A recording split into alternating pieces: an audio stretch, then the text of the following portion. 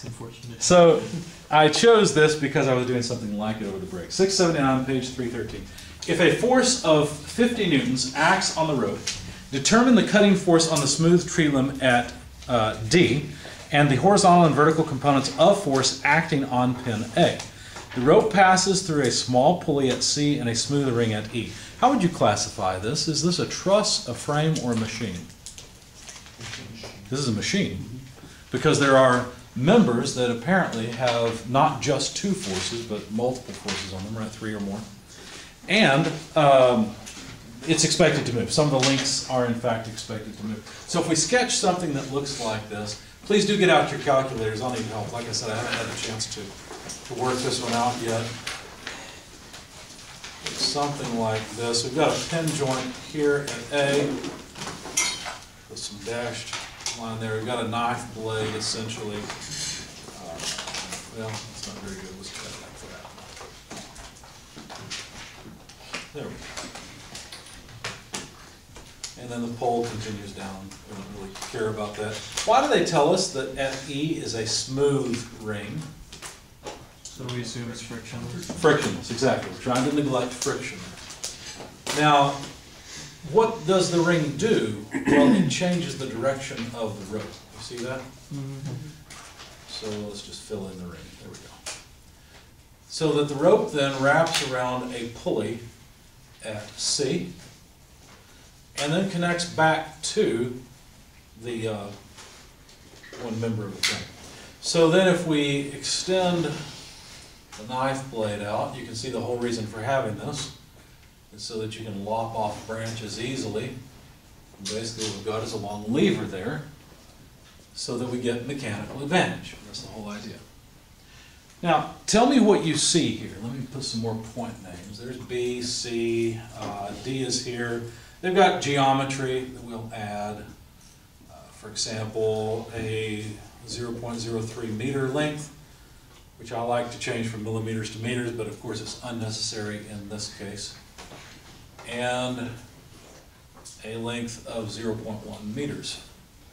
And of course this is point A here. What do you see? What do you think? You also have the force listed. Yeah, the 50 Newton force, thanks. Okay, so what do you see here? What do you think? Well, they've got a 2-force member here between B and C, don't they? Because look, it's just pinned at each place. So that must be a 2-force member. What are we trying to find? Are we trying to find we're trying to find how much force we can apply to the poor little branch that doesn't stand a chance now. So would that be a X component or Y component, a moment? What would I think a moment will help us here. Mm-hmm. Yeah, I agree. What moment or what point should we take a moment about, do you think? A moment about A? I think a moment about pin A would be a good idea. Let's just write down the equation. How can we write down an equation, though, without a free body diagram? What should we take a free body diagram of? The pin A. I don't think the pin itself. I think that just connecting it. The member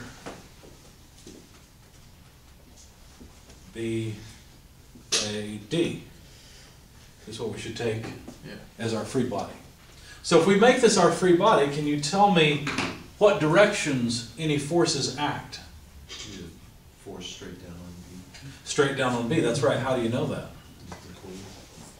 Pardon? Because of the pulley. Because of the pulley and the fact that A or BC is a 2-force member. Yep, good.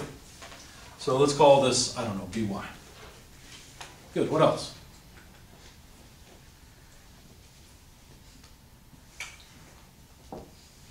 They told us that the branch is smooth. Why did they tell us that the branch is smooth? Frictionless. Frictionless. Therefore, what direction must force be applied? Now be careful here, because when you think about it, you think about the branch and you think, oh, we're applying force to the branch.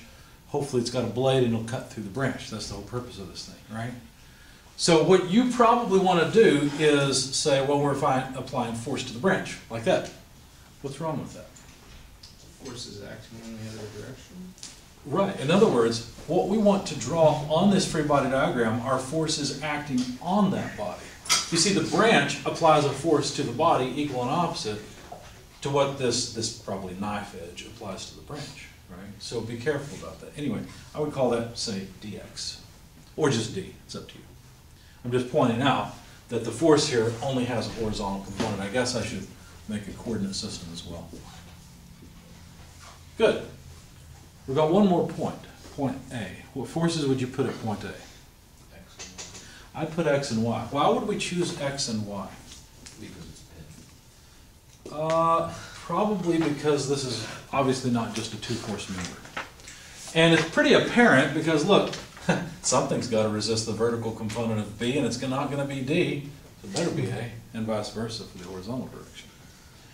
But I think that's it. I don't think they're right. Now, okay, yes, the link weighs a little bit, but by comparison to the force we need to apply to the branch, it's probably not much. So we're neglecting the weight, and they haven't told us the weight of it anyway. So for some moments about point A, So wait a sec, with that diagram, what's resisting the force of the branch? Because you have, I just see A. two. It's gonna be, They're both going in the it's gonna same be negative. direction. it's going to be negative.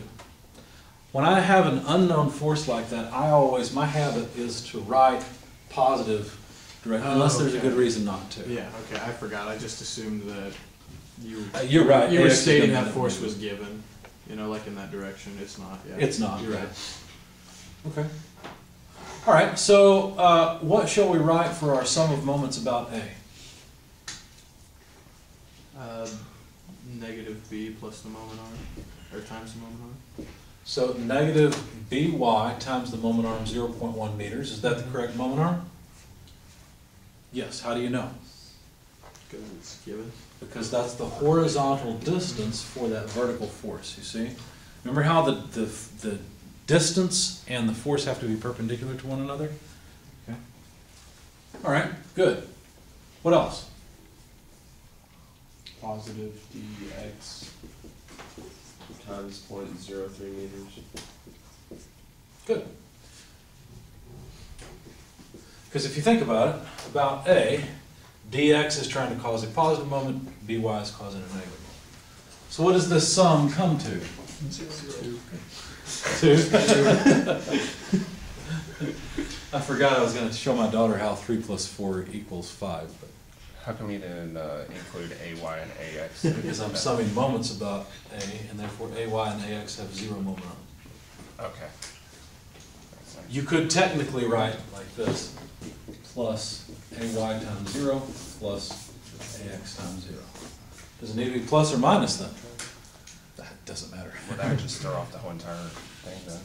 Well, it's just 0, Right. so why bother writing it? Now notice I've got one equation, 2 unknowns. What? How am I going to get around this? Well, maybe the other 2 equations will help us out. Let's try it out. Sum of force in the x direction have to come out to 0. That'd be what? dx plus ax. That didn't help. Because look, we've got a new unknown. Some forces in the y direction, we've got ay minus by. Isn't negative By known as 50 newtons, negative 50 newtons? Is it? Is it negative 50 newtons? Because it's frictionless and it's pulling in. Be really careful. Let me make a free body, that's what I was driving at. Let's make a free body diagram of the pulley. Look what happens. Oh, it's half of it? What do you mean it's half of it? What's half of what? Wouldn't it be 25 newtons? Because Well, you know what this tension is, Hold the tension sources. 50 newtons.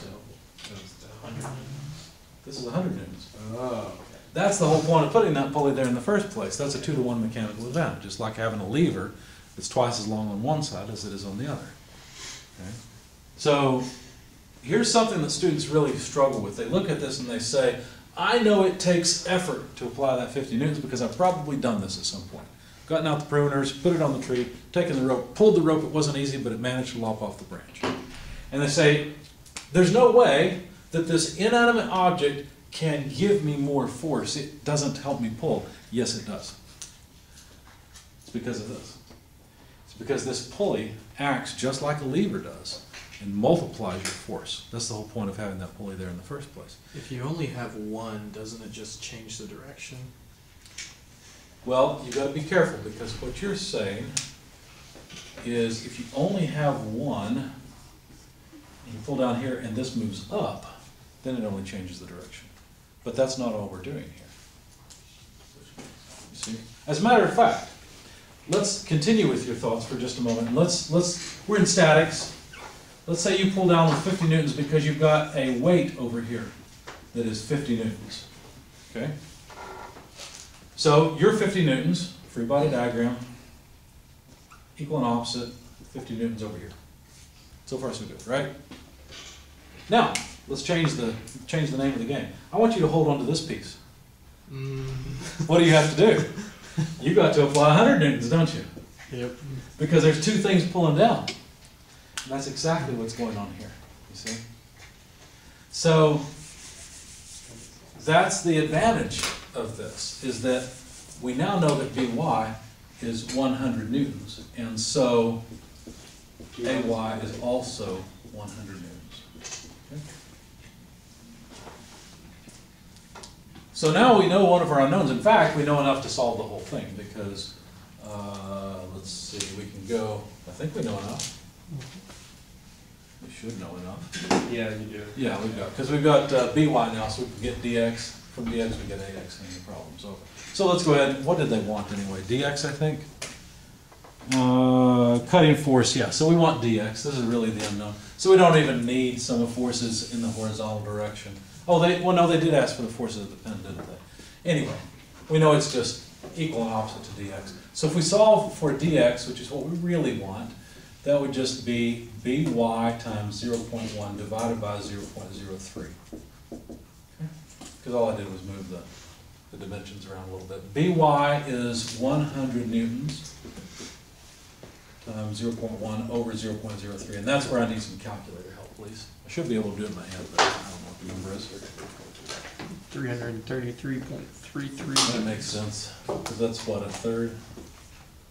No, it's 10/3.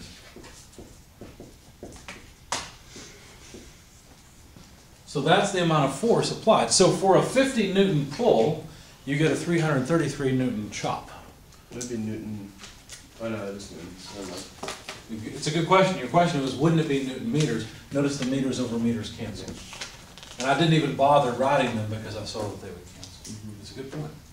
Now, summing forces in the horizontal direction, remember that told us that AX was just the negative of BX, and so that's negative 333.3 repeated newtons. And so now we have the reactions at the pen AX and AY. Okay? Any questions? That was a pretty straightforward one. It was a frame because technically we had members, in fact we had multiple members that had more than one force, because look, this member here has force from the limb on the other side. It's going to be equal to Vx, and then equal and opposite AX, AY, and then a 50 Newton force here as well. Do you think that this member is in equilibrium with those forces?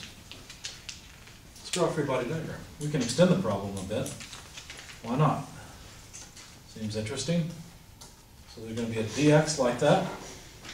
There's going to be an equal and opposite AY, AX, so let me just draw them equal opposite, and then for the sake of our intuition, I'll turn this one around because we know it would be negative, so there's AX. So now it's just 333.3 repeated newtons, and this one is, what, 100 newtons?